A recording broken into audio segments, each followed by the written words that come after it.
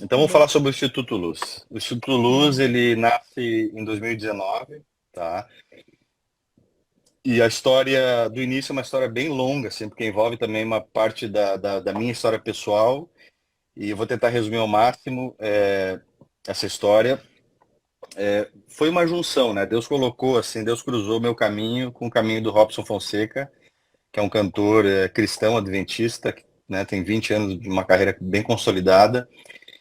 E esse cara viajou o Brasil todo cantando, né? Ele, né, segundo ele conhece praticamente 2/3 do território brasileiro, aí, dos municípios do Brasil. E o Piauí foi um estado que ganhou o coração dele. E ele, por 10 anos, tentou ajudar as pessoas, né, necessitadas do Piauí de várias formas, entrando em contato com ONGs, com instituições e tal.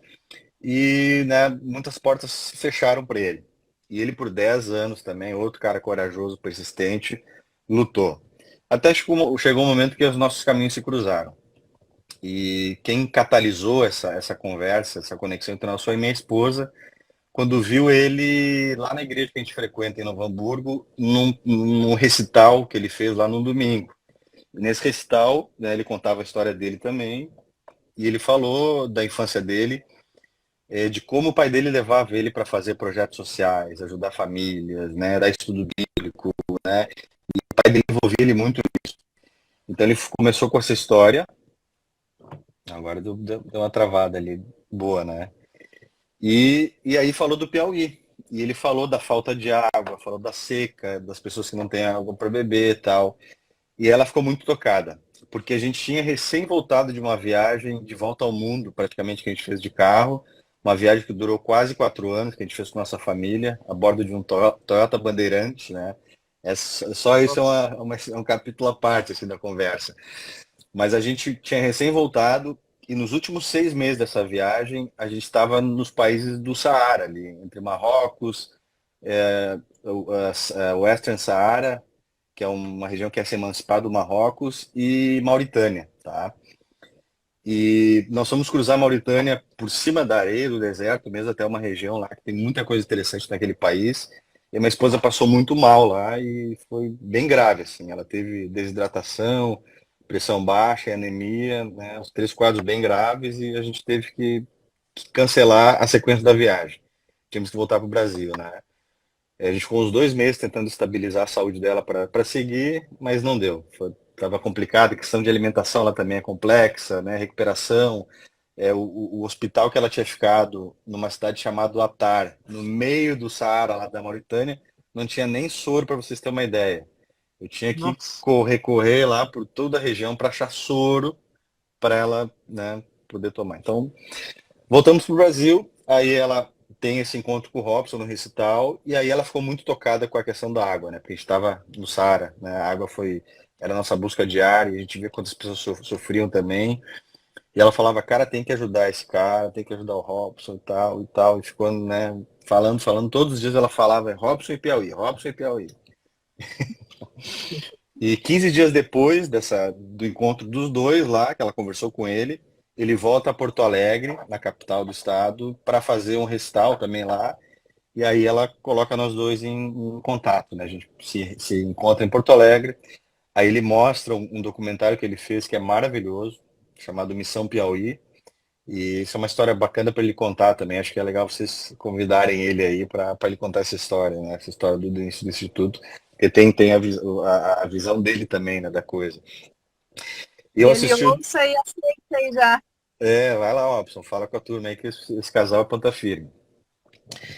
E aí nós conversamos, ele mostra o documentário, e aí eu falo, cara, para eu entrar, ou fazer qualquer coisa contigo nesse projeto, eu tenho que conhecer a realidade que está falando, né? Tem que ir para o Piauí.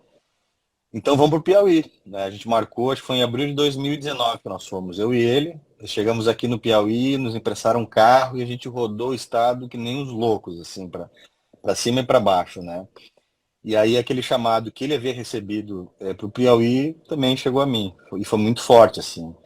E eu, na real, não queria me envolver. A minha ideia era ajudar ele a desenhar alguma operação, alguma coisa, né? Dar umas ideias ali para ele fazer o que ele queria fazer e, né, ter uma vida mais tranquila, assim. Só que é aquela coisa, né? Nossa questão da conexão com Deus, né? Deus falou, cara, tu quer descansar, tu vai ter toda a eternidade para descansar. Agora tem que arregaçar as mangas e trabalhar. E aí a gente começou então a trabalhar, né? A pensar o que fazer, a entender bem os desafios que a gente queria trabalhar, né? Essas dores que a gente queria resolver nessas comunidades e começamos a pensar como desenhar esse projeto, então o que fazer. A ideia inicial era, o sonho do Robson era perfurar poços, né? Era a água, da água, que é um problema bem grave e, poxa, né? Pessoa sem água, né? A água é vida, né? Mas na minha, quando eu fiquei essa semana com ele no Piauí, o meu diagnóstico foi que a água era um problema muito importante, mas não resolvia toda a questão, né? A gente tinha que avançar, né? A gente precisava avançar nesse projeto, de forma que a gente pudesse entregar para essas comunidades uma espécie de sustentabilidade, de independência, né? E isso amadureceu e hoje se tornou nosso propósito, né? O objetivo do Instituto é desenvolver independência, autonomia e dignidade nessas comunidades do semiárido. Para isso que nós existimos, né? Então a gente criou toda uma jornada que a gente caminha junto com as comunidades, ombro a ombro, né? Para desenvolver isso neles, ajudar eles a se autodesenvolverem. E essa caminhada passa pela água, que foi onde tudo iniciou, né? Um sistema hídrico que tem perfuração de poços, tem construção de cisternas, tem escavação de barreiros. Então a gente cria um sistema hídrico resiliente nessas comunidades. Depois avança para uma segunda etapa, que é a segurança alimentar, né? Porque eles também têm uma questão de um déficit nutricional ali bem relevante. Então a gente trabalha a questão da segurança alimentar, mas já amarrando isso à comercialização do que eles estão produzindo, né? Porque a gente percebe que o discurso só da saúde para eles não tem peso, não é muito relevante, assim, né? Eles tocam a vida do jeito deles lá, como eles aprenderam, mas no momento que tu começa a gerar renda através desse projeto, já é interessante, tá? E depois tem uma terceira etapa e a final dessa caminhada, que é a ativação econômica dessas comunidades, né? O que elas podem fazer como comunidade, né? A vocação que elas têm para gerar renda. Então a gente ajuda eles a desenvolver isso aí, levantar essa vocação, melhorar processos, buscar certificações se necessário e tentar avançar com eles na cadeia de valor, né? Para que eles saiam da mão de atravessador, para que o produto deles chegue o mais longe nessa cadeia de valor, né? O que isso representa valor agregado. Então, para eles poderem ganhar mais em cima do que eles fazem, do que eles produzem, né?